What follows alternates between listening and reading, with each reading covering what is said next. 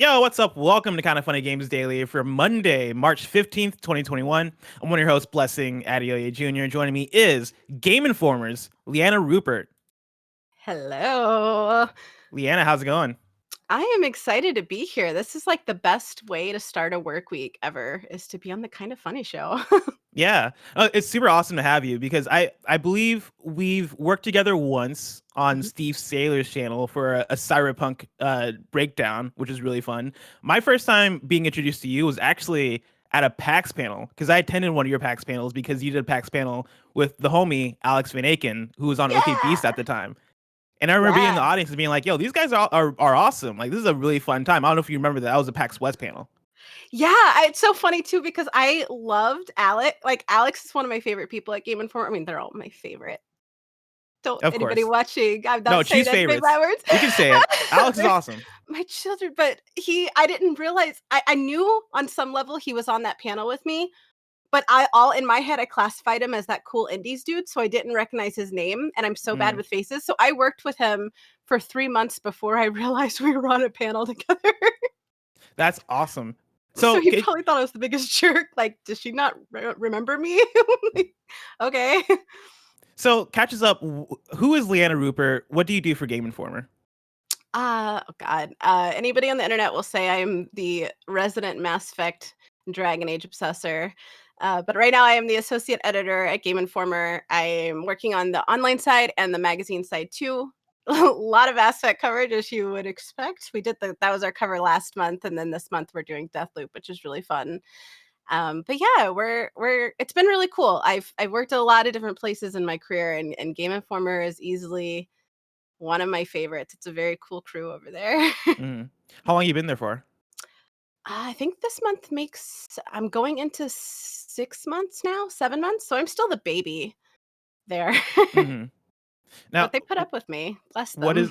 What is it like working with Alex Van Aken? That's my question first and foremost, because again, like I said, Alex Van Aken, me and him are the OKB's homies, right? Like we go way back. I ended up going to Kind of Funny. He ended up going to Game Informer, and so it ended up being a very beautiful story as both of us got to enter the games industry, but both starting off from OK Beast. Alex Van Aken, I know as the guy who is an amazing video editor, is an amazing podcast editor, had all the editing skills that took us to the next level. What is your experience with Alex Van Aken? Do you have any embarrassing stories that you can share so far? I mean, I don't think I have any embarrassing stories. I think he's just a cinnamon roll you want to protect with your life. Like, he is really positive, man. Like, you always kind of see the really positive people and you're always kind of like, are you like secretly a serial killer because you're a little bit too nice? But like, Alex is genuinely just that nice. Like, even if he was a serial killer, I'd be like, yes, sir. Thank you, sir. Kill me again, sir. Because he's just so polite about it. I don't know. Yeah. He's a cool dude. We need more people like him and you in the industry. It sounds like we need to have you on the Game Informer show too. Oh my God, We'll please swap do. you and Alex out. Nobody will notice. It's fine. No, nobody will notice because we podcast this the exact same way because we did it so long together. Liana, before we get into the actual show itself, to let people get to know you a little bit more, what are your top 3 games of all time? Oh my God. Mass Effect is definitely one of mine. I have 31 playthroughs now of the trilogy. Oh my God. Yeah, it's an obsession. It's a problem. And then I love Dragon Age. I love fantasy, and I feel like, and I don't want to sound like a BioWare fangirl, but I just feel like Dragon Age does fantasy in a way that a lot of other franchises kind of fall short at. And nothing could ever, Halo's close, but nothing could ever replace Contra 3 Alien Wars for me. That is still top 3 favorite games of all time, and I don't see that going away anytime soon. That's awesome. You don't hear the Contra 3 pick that often. I love it, dude. And you get to like surf flying motorcycles. Like, what's not to love? That's awesome.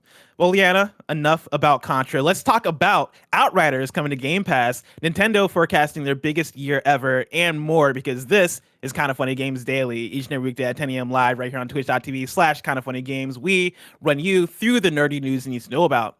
If you're watching live, you can correct us when we get stuff wrong by going to kindoffunny.com/you're wrong.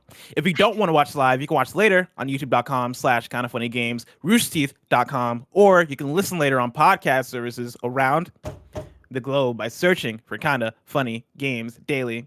To be a part of the show, head to patreon.com/kindafunnygames, where bronze members or above get to write in, and silver members or above get the show ad-free with the exclusive daily post show.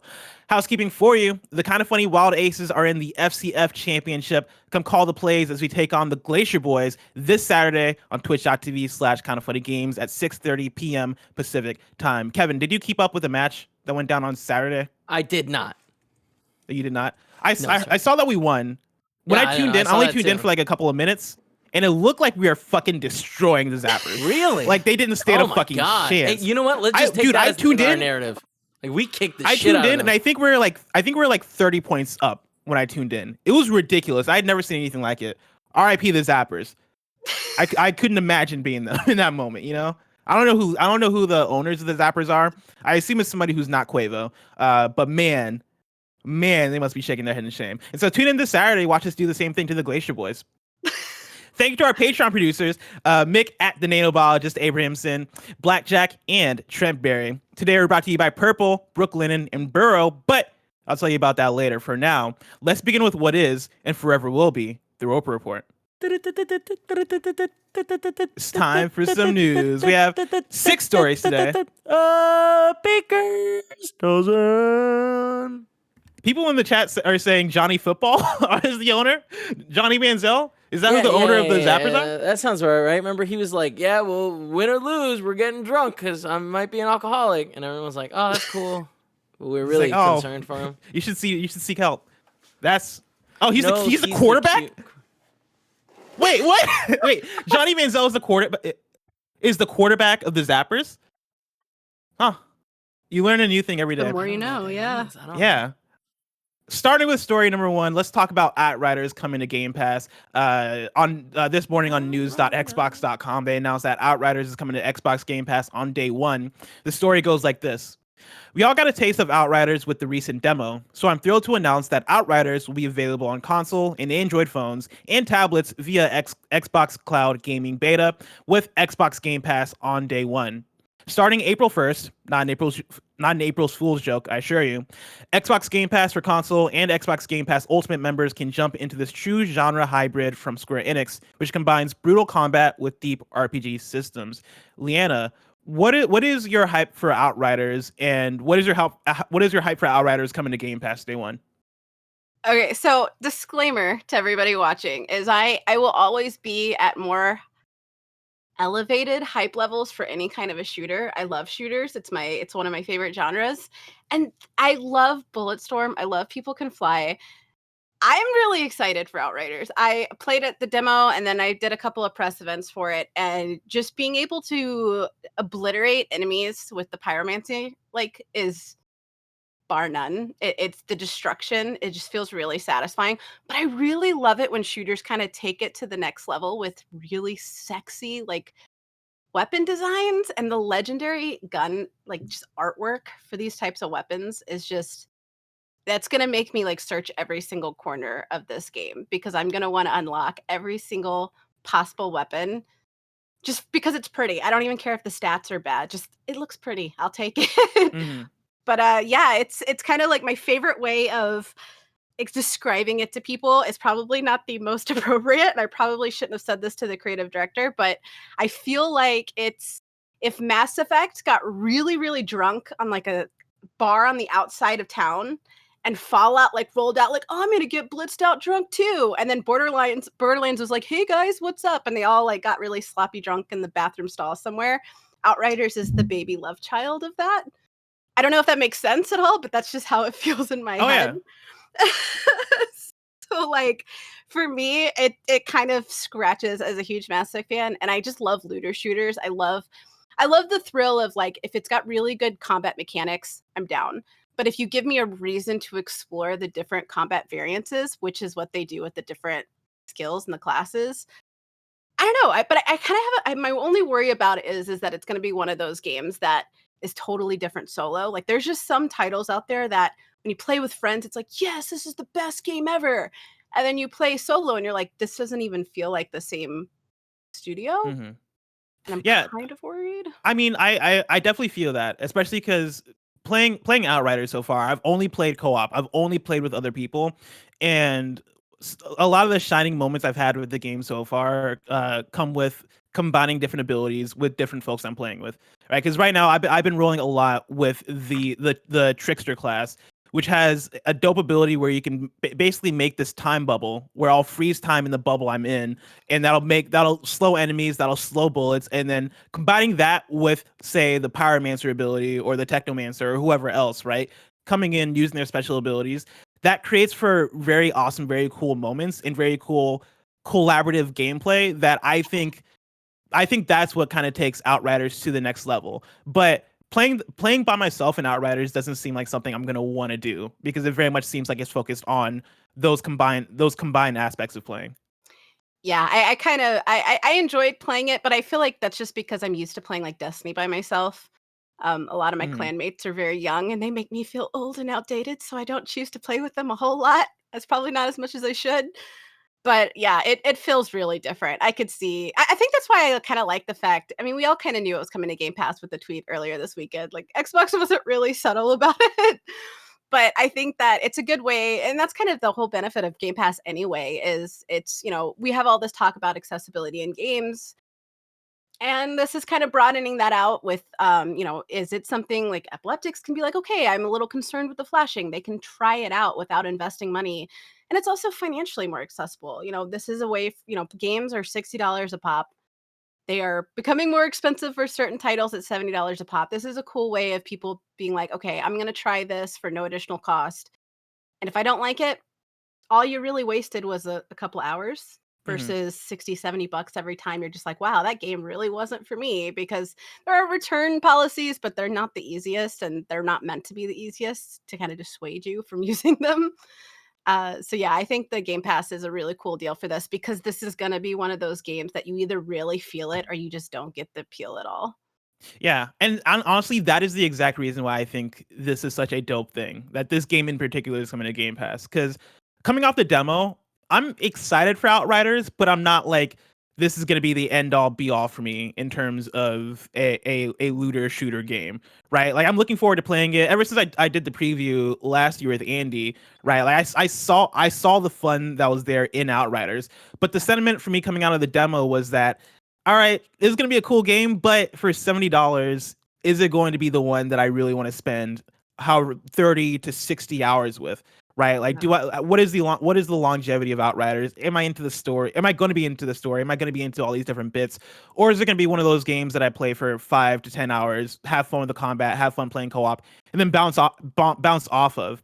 Yeah. Uh, and coming off of the demo, looking around, looking on Twitter, looking at people talking about it, it seemed like a lot of people had that similar sentiment coming out of it, that like, all right, this seems cool, but how much are we really going to get out of it? The game coming to Game Pass, I think, does so much in terms of people being able to jump in and making that decision at a low cost. That is what's going to take this game to the next level. Because I think the thing that I would compare Outriders to is something a little bit more along the lines of, what's the name of the game that came out at PlayStation launch that came out and we all forgot? Looter slasher, Gearbox, Oh, War, not Warframe, not Gearbox. It's Godfall, Godfall, oh yeah. right? Yeah, like it I reminds did. me. It I has really did a little forget bit of about that. Godfall energy, right? Where it comes out, and for me, Yeah. Outriders, the world of Outriders doesn't really strike me as something unique, inventive, and exciting to explore, right? And I could see so many people coming in the same way that people came into Godfall, trying it out and being like, all right, this is cool, but for $70, it's just way too much of an investment.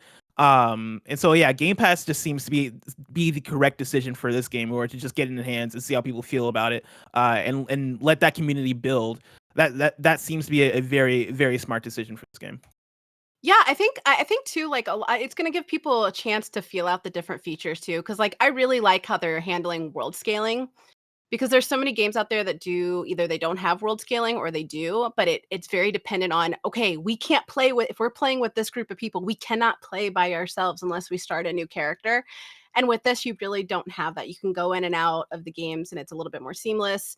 If like for me, I'm a tank. I like to go in and just go ham, do damage, people I play with are a little bit more strategic in theirs, and they kind of get annoyed with me because I either die a lot or I'm just like killing everything. And being able, but I also like the harder difficulties a little bit, but I also understand that not everybody wants to play that way. So being able to tailor what the world feels like to each individual player, I think that's really valuable. And I think games like this, that's what's going to kind of set it apart. Cause like like you said, we're seeing these like hyped up games and then they're just dropping off in oblivion. We saw it with Anthem. I still maintain to this day, and I wrote a piece about it on Game Informer if anybody's interested, of why, an ode to Anthem. Anthem had the potential to be absolutely genius. And the hill I'm going to die on is that it has some of the best combat and flight mechanics in gaming history, but they didn't update it. You can't do anything if you don't update it. And if you pivot a game to be the end game is where it's at and you have no end game. So it's going to be interesting to see how Outriders kind of handles that balance of, we want to have recurring updates, but we don't want to do too much too soon and burn everybody out on the game. So that's going to be kind of something we can speculate, but we're not really going to know how they're going to handle it until the game launches. But I'm hoping it does well, because for me, and this is the worst opinion to have as a game critic, but like a game, for me to enjoy it, it doesn't need to be game of the year. It doesn't need to be completely revolutionary. It just needs to be fun. Like sometimes it's okay to just enjoy a game because you enjoy it and it's fun. And what I saw of the demo was really enjoyable. I just hope that there is more to it than what we saw in the demo. And it looks like there is. Like the bosses were, tailored to certain abilities, and the different side quests felt very tailored. And I'm just hoping that it didn't lose that momentum, because I feel like we barely scratched that surface with the demo, and that's the kind of the downside of the demos, because you judge it based off of that. But if you're only seeing the tip of the iceberg, are you really getting a good judgment? But at the same time, again, that price tag, you want to be able to make sure, like, is this something I want to invest in? Unless you have Xbox Game Pass, then you don't have to make that decision. Thanks, Spencer. You talk about some of the updates that we're going to get post-launch. I got a question here from DJBradChill, who talks about just that. DJBradChill writes into patreon.com/kindoffunnygames, just like you can, and says, "What's good, guys? My question this morning is about Outriders. It's been a topic of discussion on a lot of KF shows recently, and after playing the demo, my buds and I were impressed and stoked to play through it later this month. Hearing you guys talk about the game, there are a lot of comparisons to Destiny as a games as a service with a ton of content, and it seems like this is where you guys don't see Outriders living up to the same standard. Me and my group went in blind and came out definitely feeling the Gears/Anthem/Destiny vibes from the gameplay, but I feel like a better comparison would be Borderlands or something of that vein. Outriders describes itself as a co-op RPG shooter with no plans for PvP and a 30-hour campaign that you can play solo or with friends. So why is it getting compared to games like Destiny and other live service games? I feel like Outriders will be more akin to playing a co-op shooter campaign that happens to have side quests with a few endgame challenges for hardcore players. But I don't expect there to be raids or crazy endgame content to keep the game going for years to come.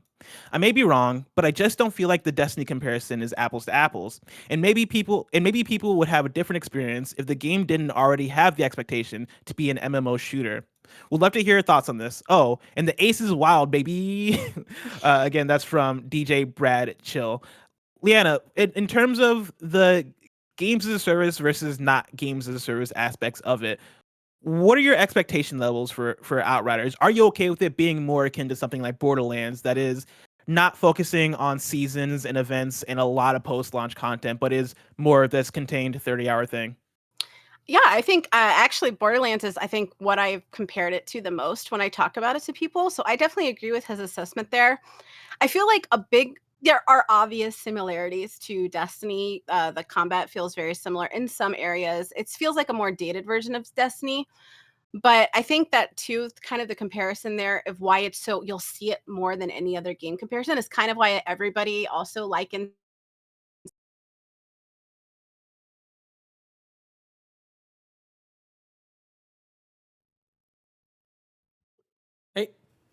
Hey, Kevin, is he muted for you? Yeah. You got Oh, muted okay. somehow. I thought it was just me. Bless, you got to say something earlier. Oh no, what's going on? So Liana, you're muted. How about now? There you are. That work? There Yeah. it is. It was like a weird Discord glitch, and I thought I was on my side, which is why I was trying to fix it on my side, because I was like, what did I fuck up here? It seems like That, your audio. that was Bungie. They were like, is she gonna talk no, we're shit? good, we're We good. gotta mute her. Bungie was like, cut the cord, cut it. Cut the cord. You might have to repeat your last point that you're making there. Yeah, Yeah, no, I think that like I was saying, I just think that Destiny is kind of the parameter that a lot of people are comparing it to because it's finally being talked about a lot more in everyday news because Mhm. it's done such a turnaround after post Activision. Like Forsaken was for Destiny 2, like Taken King was for Destiny 1. It completely changed the feel of the game. Once they split from Activision, they changed a lot about how their rewards work. They got rid of the paywall crap. And the story right now is really good. I wrote an article about that too because I wasn't expecting to love The Crow as much as I did. And the complexity of the lore is really starting to come out. But it was so slow getting to that point. And from what I got from this is that Outriders knows that's kind of they knew they were going to get compared to Destiny. I mean, they knew. But that you're getting the lore right off the bat. You're having these really meaningful conversations with these characters, these NPCs. They're setting the stage of how you feel about certain characters versus how you don't really seem to care about others. I would love to see like raids and things like that. Would it poo-poo? What is that? Would it like make the game not fun for me anymore if they didn't? No. I mean, I love doing that kind of stuff, but I don't think it's contingent on that. Borderlands, it stands on its own. It does do events and things like that, but it doesn't rely on the seasonal updates, the engrams, and all Mhm. that kind of grind-driven gameplay because the story in itself is got enough substance and the gameplay is satisfying. And the gameplay of Outriders is very satisfying. But we've only gotten such a small glimpse of that story, so it's really hard to definitively say. But I will say from playing Destiny 2 at launch and playing the first Destiny at launch and playing the demo and the opening sequence, it already feels very different to me. You're already getting a lot more story than you ever did at the beginning of Destiny 2 when it first launched. So that's a good sign. They're not going to have to go hopefully the post-year hell of, oh my God, guys, don't hate us. Like, please give us a chance. And I hope they do it. Because like I said, Bulletstorm had some really stupid humor and really fun combat. And it was delayed. There were some combat issues and pacing issues that Bulletstorm had, and I have a feeling Outriders is kind of going to repeat those same mistakes. But I think that there's enough when playing with friends because they did talk about doing like some, seasonal content. There's going to be events. There's going to be some more competitive experiences thrown in there as well. Mhm. We just don't know what it is yet, unfortunately. But if it stays on Xbox Game Pass for a long time, that'll also give people, because they do, Xbox Game Pass does the free DLC updates too sometimes. So it's like that'll be a kind of a good way and a motivation to keep it fresh because they know newcomers are going to be coming in all of the time to see the current state of the game versus Destiny only until recently were they able to kind of jump in and see what it was like without having to invest a full price of a game for. Yeah. I mean, I think you're gonna see a lot of those comparisons in terms of this game being compared to games like Destiny or Anthem or other live service games because that is starting to become more and more of the standard. But with that, I think there are different levels to it is the thing, right? And I don't think Outriders needs to have a 10-year plan, No. especially because I think they've set it up to be hey, this is where you're gonna get, this is what it's gonna be, and anything beyond this is gonna be bonus, right? Anything beyond this is gonna be fun events or whatever it's gonna be, but don't expect to get core content on the level of a Taken King or on the level of a Forsaken. I expect to the question here mentions we're not going to see like raids or anything of that ilk, right? Like I think you can still see maybe a raid drop, but not on the same level of like a Destiny season that is ramping up towards a raid. Yeah. Ghost of Tsushima Legends had raids that came out like a week or so post launch, and that was a really awesome thing. And again, like it's up to Square Enix and People Can Fly to make that decision of hey, is this right for this game? Does this seem like something that should have a raid? But I again, like when it comes to games like this, each game is going to stand on its own in terms of what does post launch look like for us, what do updates look like for us, and yeah, like it doesn't have to be Destiny, it doesn't even have to be a Division to be able to be valid and stand in its own thing and be awesome.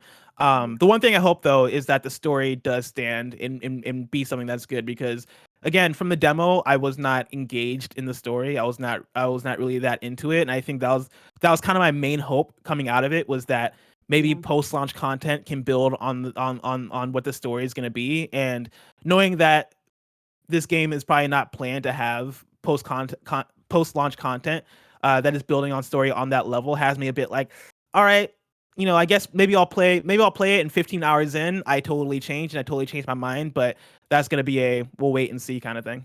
That's gonna be an Xbox Game Pass thing. But you didn't like seeing people just get obliterated in front of you? I That's didn't the way like to the go, wobbly by the camera. way.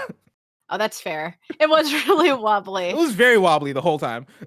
I kind of liked. I'm not gonna, not to make this conversation morbid or anything, but if I go out, I want to go out with incineration. That seems quick and painless. I mean, honestly, that was a fun scene to watch. That was a fun like, oh, okay, I guess we're doing this now. I just don't. My thing was, I was immediately like, all right, whatever. When it came to voice acting, when it came to performance, and when it came to like characters being introduced and hair looking a certain way and me just being taken out of it just from a pure performance standpoint, that was the first and foremost thing. And then when I actually listened to what's being said and following along with the actual story itself, I was kind of like, all right, this seems like standard sci-fi fantasy, which can be fun. Everything doesn't need to be fucking pristine for me to enjoy a game, but I just hope there's evolution there and character moments and shit that pulls me in beyond what we've seen so far. Yeah, that's definitely the trap of this genre. Is if you're gonna say it's live service or live service like, you have to have a plan to back that up, because if not, you're gonna get crucified. Let's keep on this Xbox train with story number 2. Speaking of Xbox, 5 Bethesda titles are getting the FPS boost treatment on Xbox Series X and S today. This is from news.xbox.com.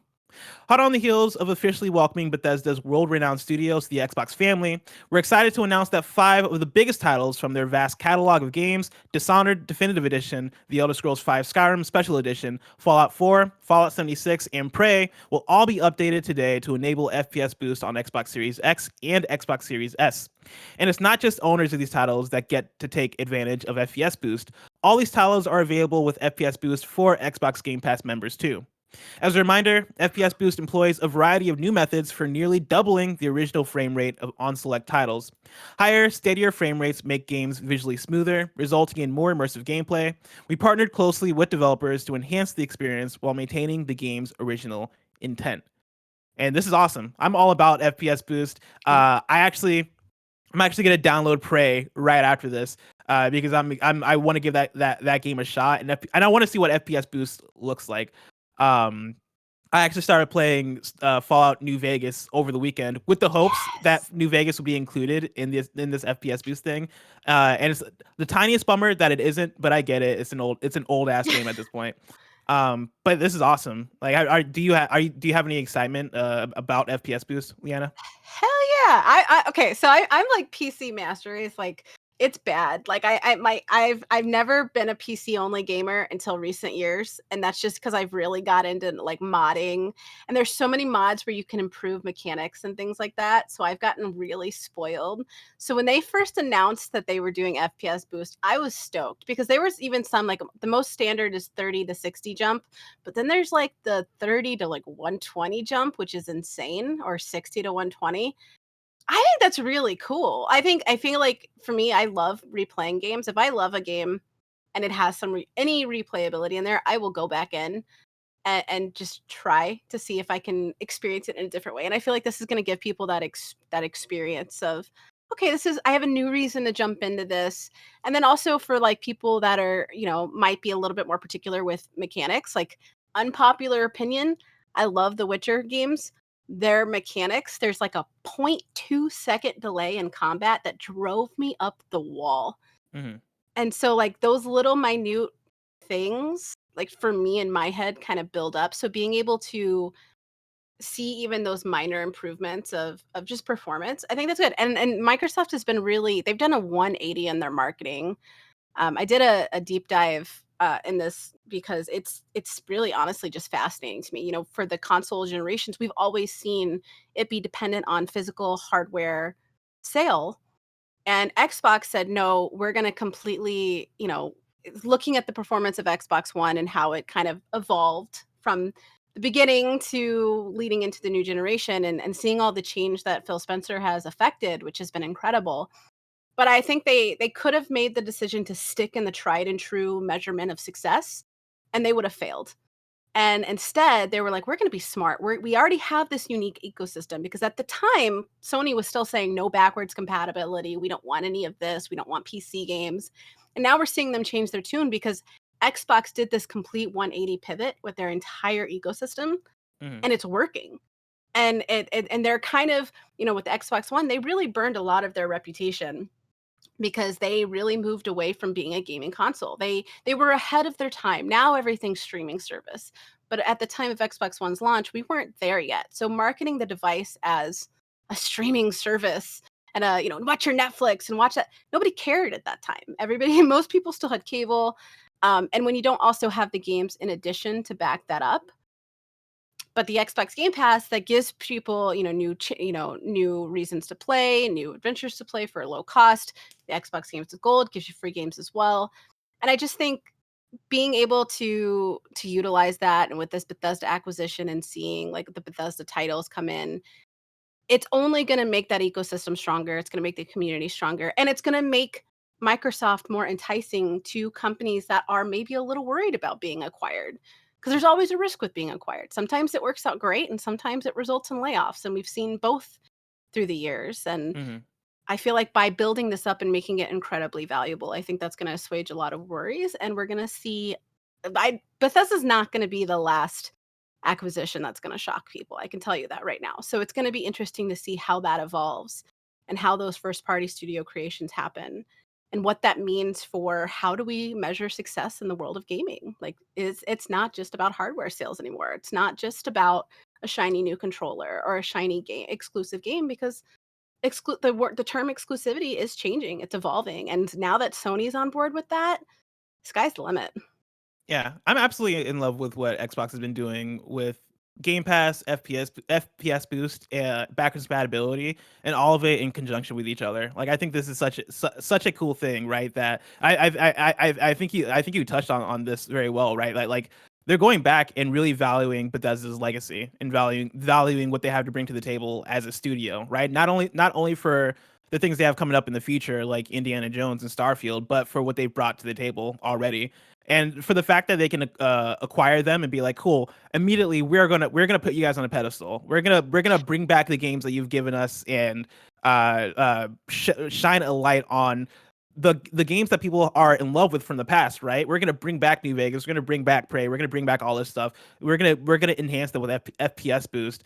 I think, to your point, that is such a great thing to have. If you're on the Bethesda side of things, and you're like, as that studio, you're like, man, we're about to be acquired. Let's see how this goes. And that's the step that Microsoft leads off with. That is a very strong way to open up this partnership. And so excited to see more of what that has to bring. Bring FPS boost to New Vegas, because I really need it right now. Because that game, it's running pretty well on Series X. Like, I'm getting no frame drops, and the load times are fantastic with SSD.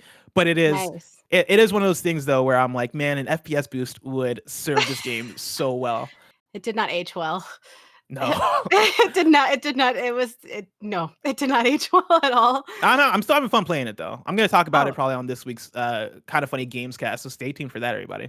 Hell Switching yeah. gears though, let's talk about Nintendo. Story number 3. Could this next year possibly be Nintendo's best year in software sales? I asked this question because this morning, Joe Skrebels at IGN wrote an article titled, "Nintendo is reportedly expecting another record year for software." It goes like this. Nintendo is reportedly expecting to ship 250 million units of software in its next fiscal year, comfortably beating its existing all-time records, thanks to a lineup of mostly unconfirmed blockbuster titles. Per anonymous sources of Bloomberg, Nintendo has briefed some partners and suppliers on its expectations for April 2021 to March 2022, and set expectations of shipping 250 million games. That huge number is seemingly driven by what Bloomberg calls, quote, a series of marquee game releases, end quote, and what analyst Serkin Toto calls a, quote, much stronger blockbuster software lineup and new hardware, end quote. Nintendo is already forecasting a record year for sales in its current financial year ending March 2021, expecting to see 205 million shipped units. Its previous best year came in financial year 2008, when the huge popularity of the Wii saw 204.6 million units shipped. Financial year 2020 was unexpectedly huge for Nintendo, with the upswing in gaming due to the effects of the COVID-19 pandemic, and the enormous success of Animal Crossing New Horizons, propelling the company to its current success. So, Liana, the next year of Nintendo, reportedly they're expecting it to be much bigger than the year we just got. Do you believe it? How do you combat a pandemic? Like, that was like the perfect unintentional timing. I have never, okay, chat, please don't hate me. I love you guys. You're all very beautiful people. Chat's I loving you never, right now, just FYI. okay, All good. I've seen chat say is we love her takes, Oh, which that is makes the me highest happy. compliment they can give you. Thank you. Well, I'm about to ruin all of that. I never understood the and I say never understood as not to knock anybody, because my philosophy has always been, I don't care if it's solitaire. If it brings you joy, play as much as you want. So this is not a knock on the series at all. But I never had any like personal desire to jump into the Animal Crossing franchise. And the only reason I did with New Horizons is because of the timing. I just got back from PAX East. That was a whole thing. And then that was when the world started finally taking this pandemic seriously, and we started doing the lockdowns and things like that. And I went from traveling almost every other week for my job to being, locked in for a year. And I don't know anybody where I live. I don't have any family where I am at. So it was like really kind of isolating. And so I was like, I need some peace. Give me some relaxation. Give me a nice cup of bourbon, a glass of bourbon, and a nice Animal Switch, and let's do it. And I liked it. I was really good. So I don't know how they're going to top that, because that was like, yes, Animal Crossing has a huge following, but it was also just a merriment of just perfect timing, completely unintentional. But if they think they're going to do it, I mean, if anybody can, it's going to be Nintendo. Nintendo has a loyal base, despite how many, you wouldn't think by how the angry reacts to literally any Nintendo Direct showcase, but like, they have a very loyal following. If anybody can pull off those projections, it's them. But I'm wondering if that's kind of boding well, because we've heard rumblings for the last year and a half, about 18 months, I would say, of Xbox doing some more things with Nintendo, and now it looks like Sony's kind of sniffing around that. So it's like, I wonder how much of that is going to be ports, like unexpected ports. Because remember how shocked people were when we found out that Skyrim was coming to Switch, and then we all thought it was going to suck, and then it actually played really beautifully. Like, what are they doing? And if they do that Pro, like the bigger Magnum Switch, I feel like that's going to also propel those sales too, because people are going to want to load up their shiny new consoles, or they're going to be buying it and then giving their older consoles to siblings or kids, or whatever. Yeah. I mean, I think that's exactly what this is. I think that's what this is pointing to, is that we're gonna get the Switch Pro, and we've had reports from last year saying that alongside the Switch Pro, there's gonna be a lineup of games to go with it. And so you imagine, in the same way that the Switch launched with that year having Breath of the Wild, Mario Odyssey, Splatoon 2, ARMS for some reason. Like, I think with that, with the Switch Pro, we're gonna have a similar lineup of bangers to go along with it. I expect to see Breath of the Wild 2. I don't. My question is, what else, right? Because like, we could see maybe a Mario Odyssey 2, but that's not something I'd expect to see in this next fiscal year. I think we get in this next fiscal year, that'll be very impressive. But there's the question of, when do we get Bayonetta 3? When do we get Splatoon 3? When do we? We know we're gonna get Mario Golf. We have a few games that we know, and we have a few games we have question marks about. If all of those hit over the next year, then yeah, like, I could see it. I think the impressive thing is that when it comes to comparing this year to last year Animal Crossing sold around 31 million units.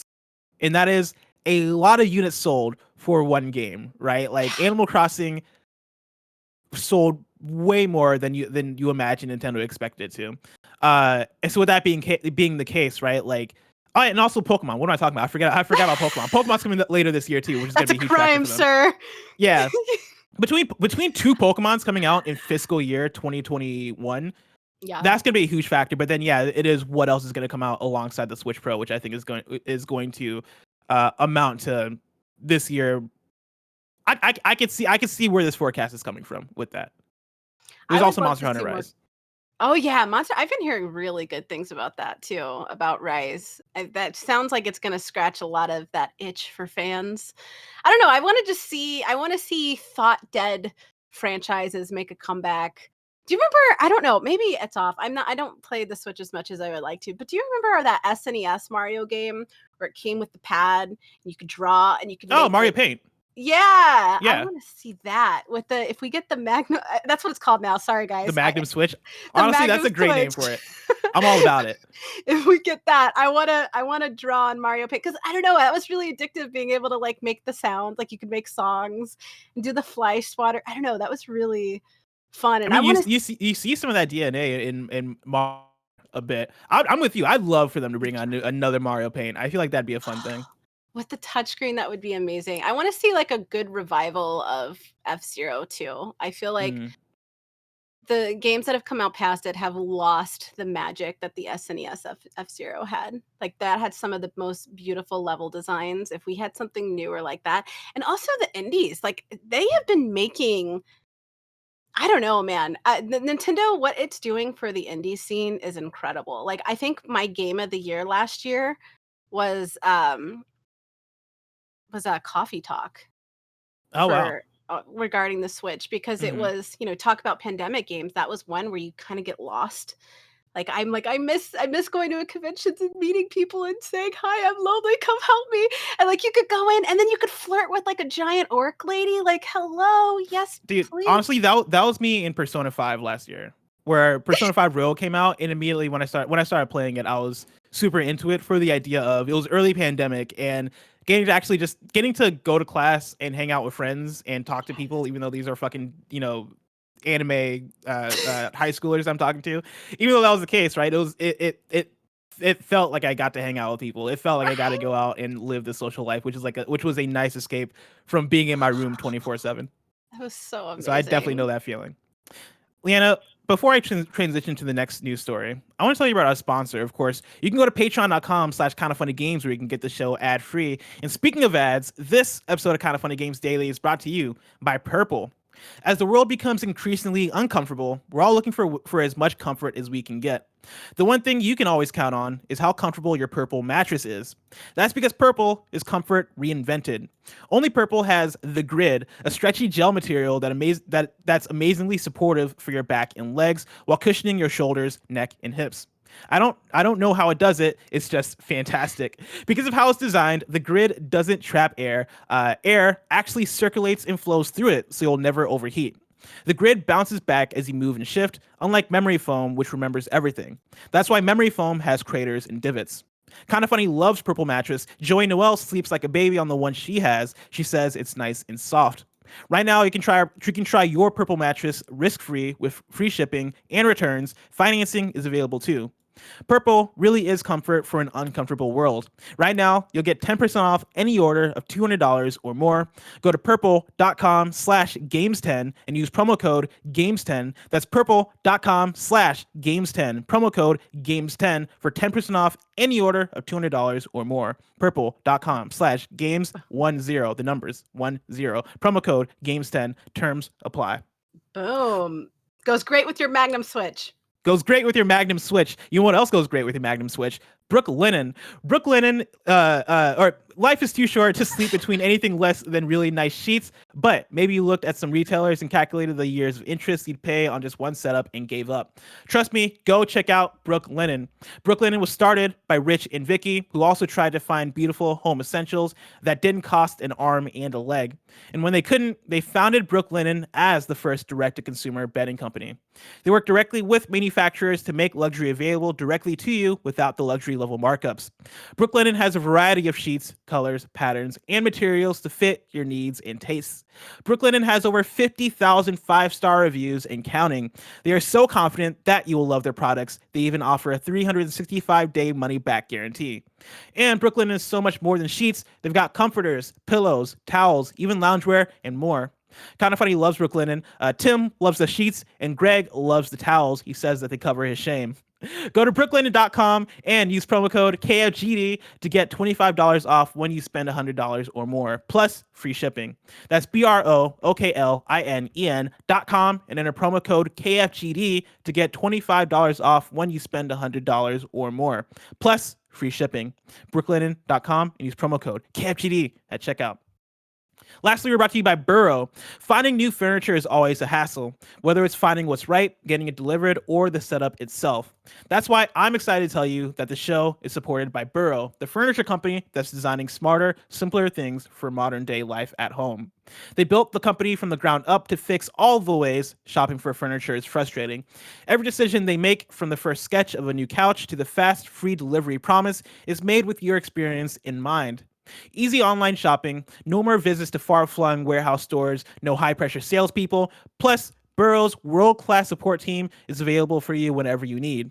Furniture designed for the way you live. The credenzas are actually tall enough to fit next-gen consoles standing vertically. That is so tall. The award-winning Nomad sofa has a built-in USB charger. There's a simple assembly. Burrow customers literally write reviews applauding the instructions for being so easy to follow. Modular design means they're easy to set up, but also easy to take with you to your next home. Fast, free shipping on every order saves you an average of $100 on large items like a couch. Right now, you can get $75 off your first order at burrow.com/games. That's Burrow, BURROW.com/games for $75 off your Burrow purchase. Burrow.com/games. Dude, What am I hearing right now? flawless. I don't know, but it's amazing. There's some music going on in the background right now. Sorry, I'm my loving bad. it. Hold on, I'll Setting the fix it. Don't worry about it. No, do your thing, Kevin. I thought it was like intentional. I was like, what a way to end off like sponsorships. Like, I do like the epic idea of having music. ad music. The kids Like can't this hear, very so they're intense just ad confused. music. They're confused. Oh, you they know. can't hear it. Chat, right now what we're hearing is some really Nothing. intense music going on in the background. It's, Leanne, I'm going to hit you with some quick hits of news. All right, I got 3 stories I'm going to hit you with. Let's start with story number 4. Fall Guys is getting Among Us costumes with unique features. This is from Joe Skrebels at IGN. And Kevin, I have a video that you can play in the background as I read through it. It's the trailer for the new Fall Guys season. Fall Guys has announced an Among Us crossover, and developer Mediatonic teased to IGN that some new Among Us costumes will have something unique about them, adding that the mention of an imposter in a new trailer could be considered a warning to players. Included at the end of a new trailer was the reveal of a red Among Us themed spacesuit costume, complete with a fried egg hat, and the warning that one imposter remained, text that will be very familiar to Among Us players. Developer Mediatonic tells IGN that the red costume will be available on day 1 of Season 4 and will be part of the season's fame path rather than bought with crowns. However, the developer also teased to us that this wasn't the only Among Us costume and that they'll come with secrets and quirks for players to discover when they arrive. I'm all about it. This is very cool. I love Among Us. I like Fall Guys, and so them collaborating, I'm all about it. Do you play much Fall Guys, Liana? Oh, you got like the Among Us helmet. I made a full cosplay. We did a charity stream a couple months ago, and I was like, I'm gonna be the sus jelly bean. I'm about to murder everybody, and it's awesome. That's awesome. No, I like it. We did a really cool charity stream with Alana Pierce not too long ago with the All Eyes, and that was chaotic. There was like 50 people all talking at once, but it was awesome. We raised a lot of money. I like Fall Guys because, okay, that's kind of what I talked about earlier. And anybody that's in chat, if you're like not playing Fall Guys because you don't like multiplayer games, consider it, because it doesn't play like other multiplayer games. It captures the magic of Mario Galaxy. It's just fun. It's not trying.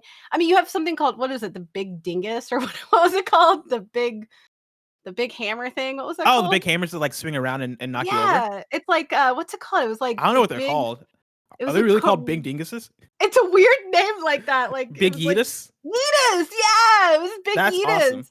And like, I don't know, like for me, Big Dingus. I you know it's coming next. You're welcome, Mediatonic.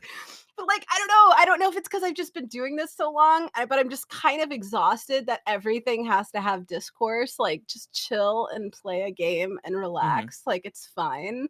And like for me, Fall Guys encapsulates that magic of like, it doesn't have to be game of the year. It's just fun. It just is unapologetically fun. It doesn't try to be serious. It doesn't try to be super competitive. They do silly little crossover costumes that are, like, to me, like a cool homage to other gaming franchises. And like, let's be real here. Like, Fall Guys was dominating until Among Us got that surge in popularity. The concurrent player count dropped, not to unhealthy levels, and then Among Us got like this huge surge where we were seeing even like politicians play Oh it. yeah. But they're both like jelly beans. They're giant freakish jelly beans that like to murder each other. So like this crossover is genius. It's more publicity for Among Us, which is a very small team, but it's also a way like Fall Guys could have been like, oh, competition. You know what I mean? They could have been like, let's ignore it. Let's Yeah, try to like, they could have been salty and being like, "You guys took our took our hype away" or whatever. But this yeah. is a great collaboration because I think they Fall Guys and Among Us are kind of a part of the same story, right? They both came out as quarantine games that helped us socialize in a time where that we really needed it, right? And they're both very fun. Well, I guess like Among Us was out for a while beforehand, but 2 years, both of yeah. them arose at a time where I think we needed them most. And so for them to collaborate in this way is very awesome. I am curious on what the quote unquote unique features are to the costumes because I like it. If I can make one prediction, it'd probably be that maybe we get one new Fall Guys mini game that is Among Us themed, where if somebody has an imposter costume, you gotta find them or whatever, like a hide and seek mini game or something like that, right? Or like a murderer mini game where it's like one versus all, right? Where if this person wins, they win the whole thing. I don't know. I'm not a game designer, but I do think there are some cool ideas that you can work around with that Among Us concept of a costume in a mini game, and so I'm I looking just had a forward to that. really sad thought. Like all these like rumors about a new Silent Hill and stuff. What if the big reveal is there's just a Silent Hill costume? I mean, I'd take it honestly.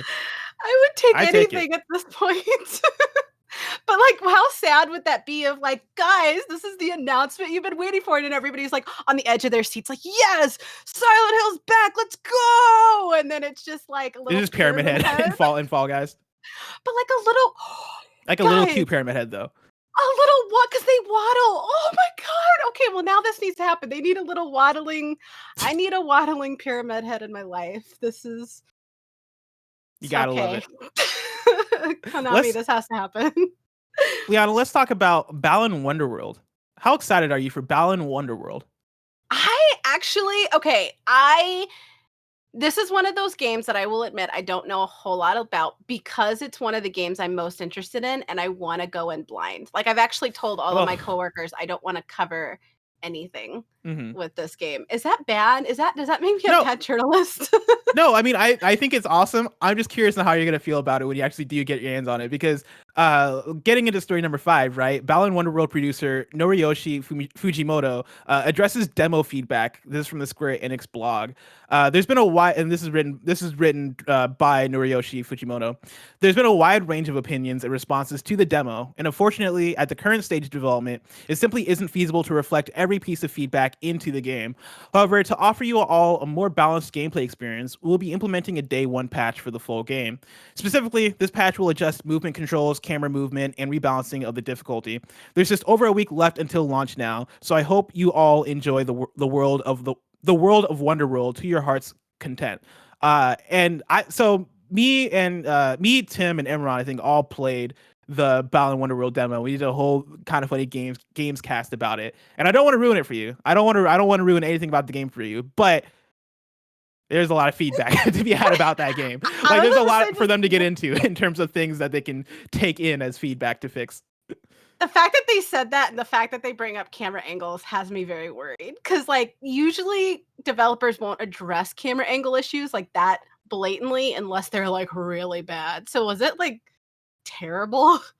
I mean, honestly, singling out camera angles is an interesting one because there's a list of things I would go to before camera angles as a thing to address in Wonderworld. I don't want to take away your hype. I don't want to take away your hype for it because I like Sonic the Hedgehog, as many people know, right? I love the Sonic games. I love 3D platformers, as many people know. And so Balan Wonderworld at the announcement, I was like, oh, let's fucking go. A 3D platformer from people behind Sonic the Hedgehog, let's fucking go. But playing the demo was a fascinating experience because the demo is unlike anything I've ever experienced in a video game, and I do not mean that in a positive way. Yeah, I could tell. Like you're trying to be very diplomatic about this. Like, what's the easiest way I could say it was a huge steaming? It was Garbo. It might have been one of the worst demos I ever played in a video game. God, that's terrible. Well, I guess it's good that I'm in my 30s then. I'm used to dreams being crushed, so I'm not that sad about that. But it will be an interesting thing for you to play though. As somebody who's looking forward to it, I think at the end, somebody who's on the journalist side of the video games industry, I think there will be things you can take away from that game from a journalistic standpoint of how did this get made this way? Like, what is this game? Though, like, I also don't want to yuck your yums, right? Like, I hope the game comes out and they fix a lot of the problems that were there in the demo, but well, shit. we shall see on that one. We shall see. Wise words of Varric Tetris. Well, shit. Well, you know what, though? I kind of do want, though, because in this day and age, everybody is so reactive, and the internet, like, the line between developers and studios and fans is thinner than it's ever been with social media. How do you make a game that messed up and think you're not going to get called out on it? It's a really good. How do you make a game that messed up? Period is my question about it. Fair. And I'm sure we'll get that answer. I'm sure Jason Schreier will be on it. Let's round out today's news stories. Today's Rollin report with story number 6. PlayStation is officially shutting down PS4 communities. This is from Roland Bishop at comicbook.com. My old boss. Hi. Sony has confirmed that the PlayStation 4 communities feature will be officially discontinued and shut down in April.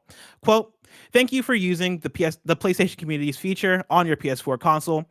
Beginning in April 2021, this feature will no longer be supported or available on your PS4 console. The official notice of the discontinuation reads, quote, however, you'll still be able to stay connected and enjoy messaging features and more on your PS4 and the PlayStation app," end quote. As the official notice states, there are plenty of social features still available to PS4 players.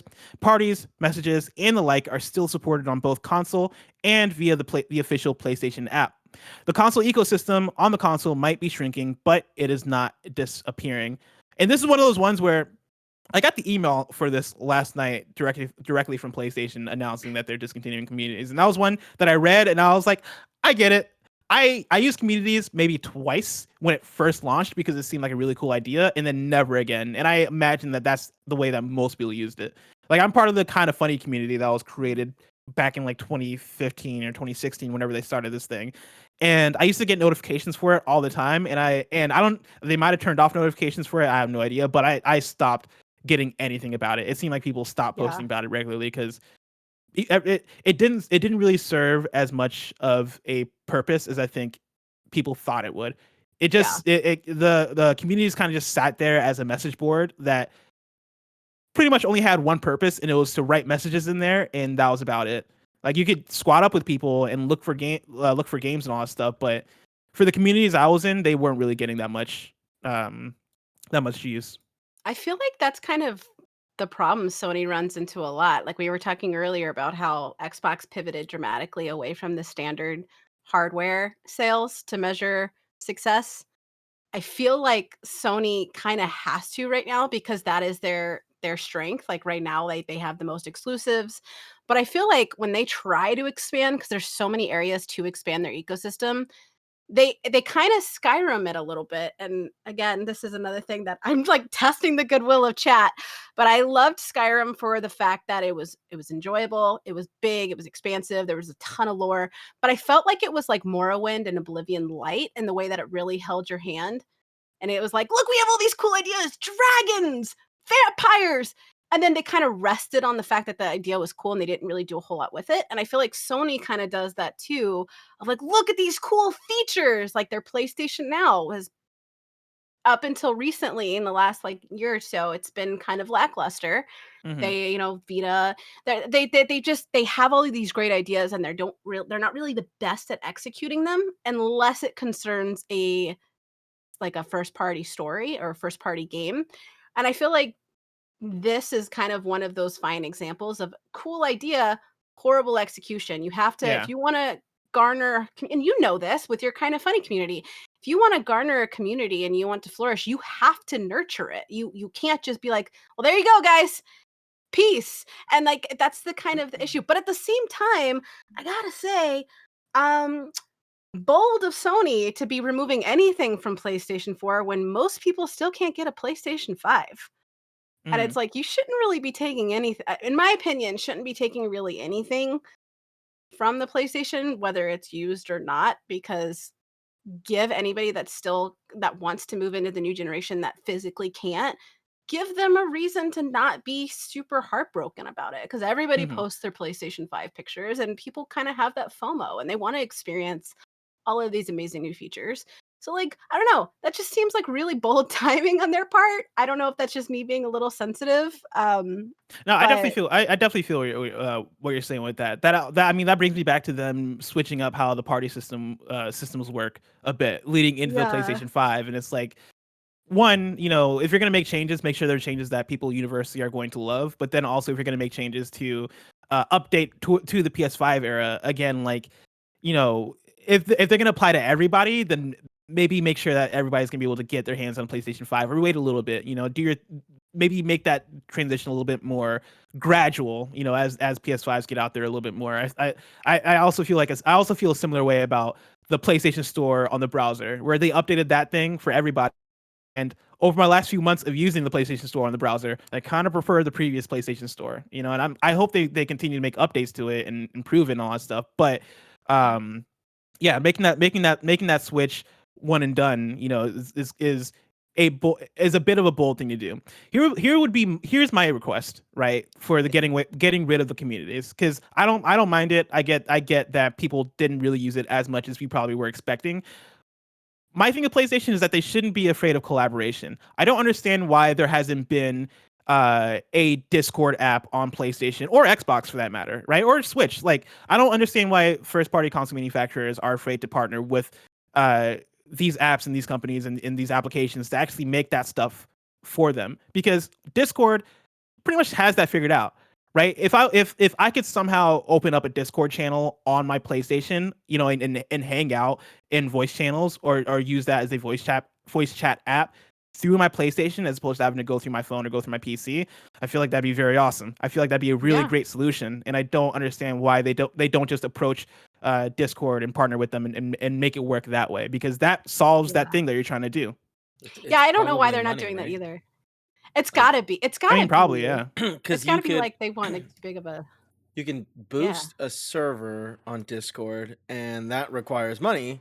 And I'm sure that PlayStation doesn't want you to do that over PlayStation or their Oh yeah, network without charging one them, and thousand they percent. probably don't want to give them to them, which makes, I think, a lot of sense.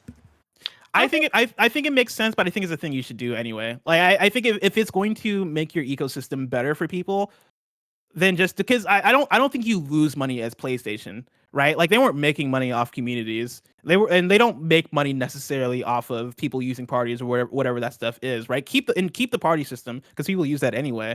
But getting if you're PlayStation, right, you could get the Discord app on the PlayStation consoles, and if people are and if people are going to pay for Discord, whatever the premium thing is for Discord, have that be a split if they're going through PlayStation to do it, right? Talk to Discord and be like, cool, if people are subbing to you, then we want, let's say, 20% of subs that are going through PlayStation directly. I'm sure on the Discord side of things, they'd probably be like, fuck that. But I don't know, at least have that conversation. Maybe they are, I don't know. But I mean, I feel like either way, as PlayStation, you should pursue that some hard. people in chat were Yeah. saying that that's what Xbox has going on with Oh, Discord. people are saying Or- Xbox does link with Discord. yeah, it That does not does surprise utilize me. it somehow, and it's like, I, that makes sense, but also that makes sense why PlayStation is not fucking with them now. I would love, mark this date. This is the date. I would love to sync back up with you guys a year from now and see where PlayStation is at, because I have a feeling that PlayStation, because we're already seeing it, like we're already seeing with them, like they swore up and down they would never do backwards compatibility because there's just no quote unquote value to that. And look how they changed their tune. They also swore exclusives would never come to PC because we don't see the value in that. And look what they're doing. And they've already confirmed that more PC exclusives are on the way following Horizon Zero Dawn. I feel like Sony is finally starting to shed that outdated skin a little bit, because they've always kind of been, a couple generations now, been the king of consoles. But that also relied on the separation between consoles and PC, and Xbox has been doing so much to bridge that gap too. So the different platforms don't have the wide divide they used to be anymore. So you can't really rely on that king status, because that crown can be taken off at a drop of a hat. And we've seen, again, not to keep talking about the reactivity of the gaming community, because hell yeah, we know how to react, some good reactions and GIFs included. But like, they it wouldn't take much. especially with the power moves that Xbox is making, it wouldn't take much to completely flip Sony on its head in terms of public perception. In 6 months, we could be seeing a completely different viewed PlayStation perception with the gaming community. We've already seen people calling them out for being anti-consumer. Like, there is already kind of this exodus happening, which is why they're making so many changes to their own ecosystem and trying to update a little bit without being overt about it, because they don't want to just be like, just kidding, we're going to do the Xbox thing, because that would have its own backlash. But I would be interested, because I feel like this is all smaller pieces to a much bigger puzzle. Mhm. And I think that the Sony and the PlayStation we're going to experience next year is going to be in a very different place, and in a place that gamers are going to benefit. And that's going to really be a positive thing for the gaming community. I really believe that. And I would be interested to seeing if I'm like just totally dead wrong on it. So two things on that. One, I'm totally down to have Liana back a year from now, March 15th, 2022. Mark it down. Greg Miller, put it in your calendar the week before to book Liana back on Games Daily, March 15th, so we can answer that question. Number two, you brought up during the show a couple times, right? Chat's gonna turn on me for this thing, chat's gonna turn on me for that thing. And for every time you say that, usually chat loves the thing that you say after. But chat has turned on you for saying GIF. I knew it the second it came out of my, because I always say GIF, and I was in my head, I was like, why did I say GIF? And I was like, you know what? Play it off. Yeah, no, there are multiple people here saying she's dead to me. Yeah. You can't rock with her anymore. I deserve You hate to see it. I deserve this, chat. I'm so sorry. Liana, it came out of my mouth. I was like, no, why did you do that? Liana, I'm very excited to see if your prediction comes through a year now. But a year is just so far away. If I want to know what's coming out to mom and pop shops today, where would I go? Oh, I can't do it as well as you, but let's see. The official list of upcoming software across each and every platform, as listed by the Kind of Funny Games Daily Show host each and every weekday. Yeah. You killed it. Out today, we got Cartoon Magic World for PC, The Help Desk for PC, and then One Shot for PC. And then we got new dates for you. Ezeron Defense is leaving early access on Steam April 15th. Fall Guys Season 4 is launching on March 22nd. Teamfight Tactics' newest set title, Reckoning, that launches April 28th. We Are the Caretakers is coming to Steam early access for PC on Earth Day, Thursday, April 22nd. Why do they point out Earth Day? Ashwalkers is coming to Steam on April 15th, and then Curved Space will be launching on June 18th for PlayStation 4, PlayStation 5, Xbox One, Xbox Series X/S, Switch, and PC. Of course, folks can go to patreon.com/kindoffunnygames, where they can write into the show. You can write in your questions. You can also write in your squad ups, just like The Legend of Theo. The Legend of Theo writes in with a squad up on PlayStation 4/5 and says, "Hey y'all, I caved. Greg Miller got me addicted to the crack that is platinum trophies. I started in mid-2020 with 1 platinum. I started 2021 with 11. I'm currently working on my 17th platinum, and the game I'm ripping through is Dying Light. If anyone would like to help me out with those dang co-op trophies, I would greatly appreciate it, and will Uber you some McNugs. add me up on PSN. Thanks KF Crew for all that you do. Love you guys, Theo. If you want to play with Theo on PlayStation 4/5, you can add them on PlayStation with the username TheLegendofTheo. Go play that Dying Light. Maybe get you some McNugs. Always for the McNugs. If you're watching live, you can go to kindoffunny.com/you're wrong. We can write in and let us know what we got wrong as we got it wrong, so we can correct it for those watching later on YouTube and on podcast services. The Nanobiologist writes in and says the Zappers are owned by Trevor May, Bob Menery, and Ronnie Singh. They're probably shaking their heads in shame right now, knowing that they didn't stand a chance.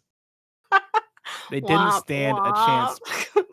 I believe on the previous episode of KFGD, we asked y'all to give Andrea Renee some love because she was going through some hospital stuff. And Nanobiologist writes in and, to let us know that she's doing a bit better. And so again, send some sweet, nasty love over to Andrea Renee. Wish her a good recovery, because we love Andrea and we hope she gets better. Yes, always. And then missed new date. Xbox gets Undertale tomorrow on Game Pass. Everybody should play that. Everybody should play that. Undertale. And then people are writing in with the whole gift thing. Listen, I'm team. I don't give a fuck. Say it the way you want. No. Kind of funny is like definitely behind GIF. That's what we call it. You think you can call it something else? Fine. Don't say it in this community. Damn. All right. Well, Kevin has spoken. I personally don't give a fuck. I used to say GIF in high school, and then I somewhere along the line I switched to GIF. But I'll say GIF every now and then. You know, because why not? Why not? I love a soft G. Wild card.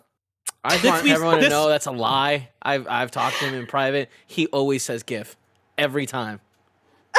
Why are you calling me out like that, Kevin? This week's hosts for Kind of Funny Games Daily go like this. On Tuesday, it's Greg and Gary Whitta. Wednesday, it's me and Andy. Thursday, it's me and Paris. And that one's going down after the Square stream that's happening. And so we're going to be doing that episode at 11 a.m. as opposed to 10 a.m. And then on Friday, it's Greg and me. That's right. We'll be back at it like a bad habit. If you're watching this live on Twitch, after this is Mike, Andy, and Nick playing what, Kevin? Zombies, Call of Duty zombies, maybe. It's Call of Duty zombies. I hope they're playing the Outbreak mode. Yeah, I hope they're playing the Outbreak mode because I love the Outbreak mode in COD Slops, Call of Duty Black Ops Cold War. Of course, this has been kind of funny. COD Slops. Of course, this has been Kind of Funny Games Daily, each and every weekday live right here on twitch.tv/kindoffunnygames. We run you through the nerdy news you need to know about. We have a Patreon post show for those that are subbed at the silver level of patreon.com/kindoffunnygames, so stick around for that. Otherwise, until next time. Actually, before I sign off, Liana, where can people find your work if they want to find your work? You can find me at GameInformer.com. And you can also find me on YouTube. It's a brand new channel, so don't judge me because it doesn't have a lot of content. But it's Liana Ruppert Official. And the official is not meant to be douchebaggy. It's just I don't have access to my old account, which is just under my name. Everybody go show Liana some love on her personal channels. And then until next time, Game Daily.